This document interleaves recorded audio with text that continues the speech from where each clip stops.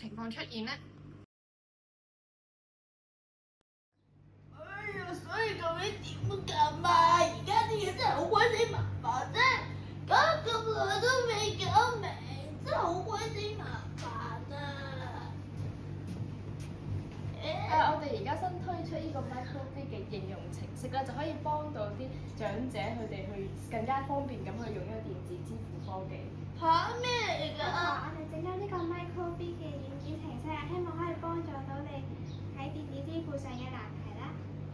哦。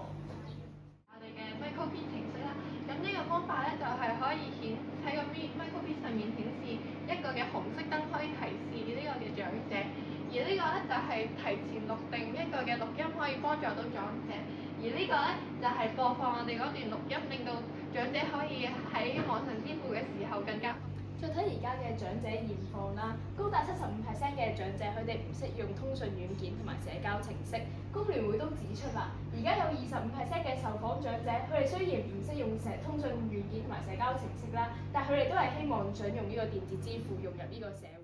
再睇而家社會上對於長者嘅觀感及建議，世界衛生組織針對57個國家嘅調查發現，有60%嘅人認為而家長者未受到社會應有嘅尊重。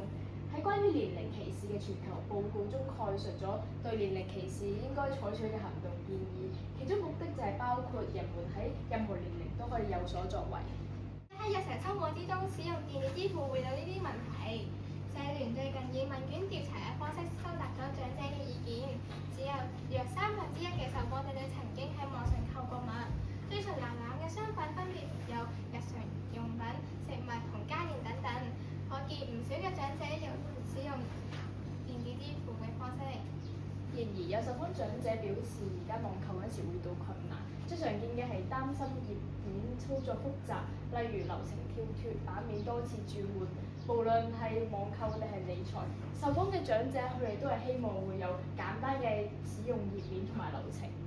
我哋希望透過我哋嘅 MicroBit 應用程式，可以消除年齡嘅障礙，普及電子支付，同埋保障長者唔會同社會斷絕，共同享受電子支付嘅便利。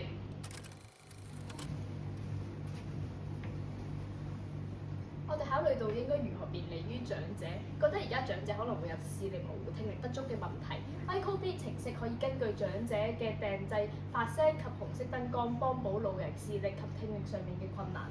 而喺日常運作方面，程式可以接入支付軟件，方便長者使用並保障財產嘅安全。